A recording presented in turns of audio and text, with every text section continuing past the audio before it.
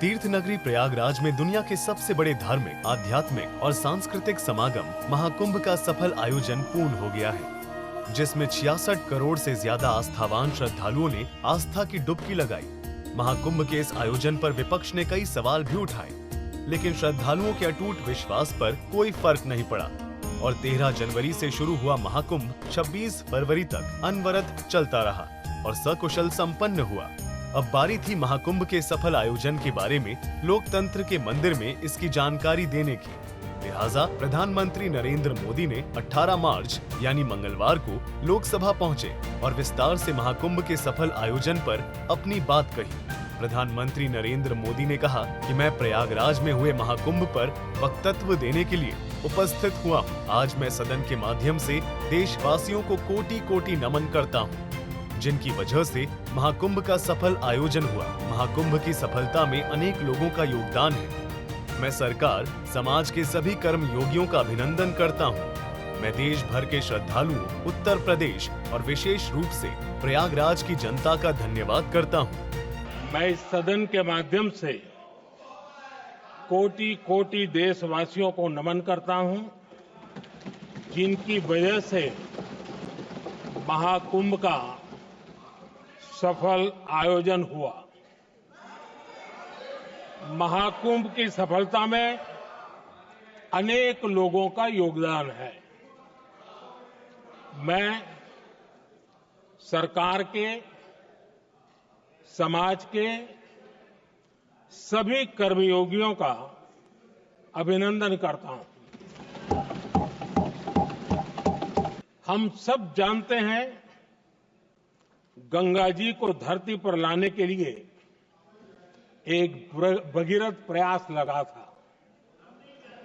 वैसा ही महाप्रयास इस महाकुंभ के भव्य आयोजन में भी हमने देखा है।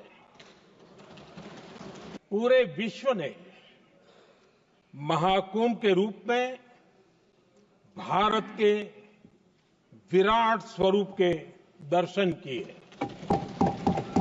महाकुंभ ने उन शंकाओं, आशंकाओं को भी उचित जवाब दिया है, जो हमारे सामर्थ्य को लेकर कुछ लोगों के मन में रहती है।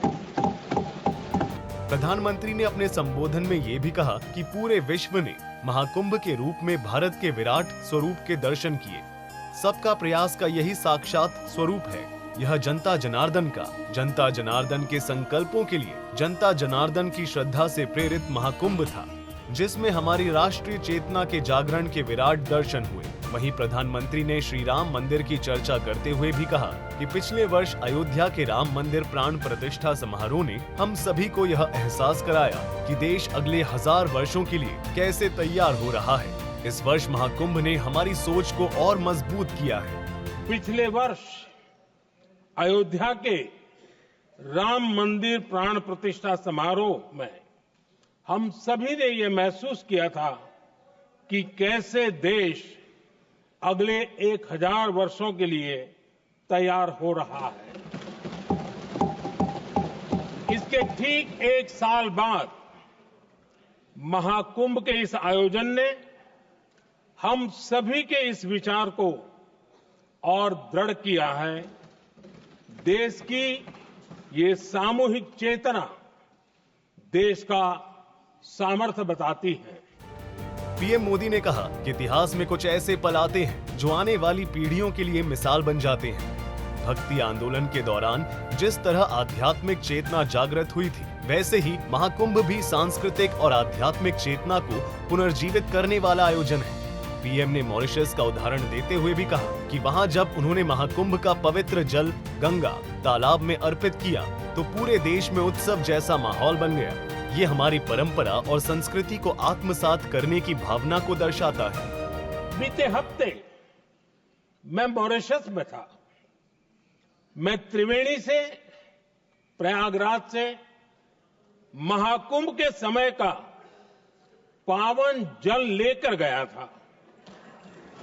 जब उस पवित्र जल को मॉरिशस के गंगा तालाब में अर्पित किया गया तो वहां जो श्रद्धा का, आस्था का, उत्सव का माहौल था, वो देखते ही बनता था।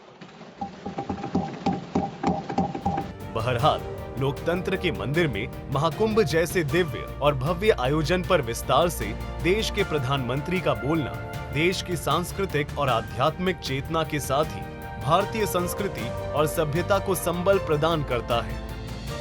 ब्यूरो रिपोर्ट, सूर्या समाचार।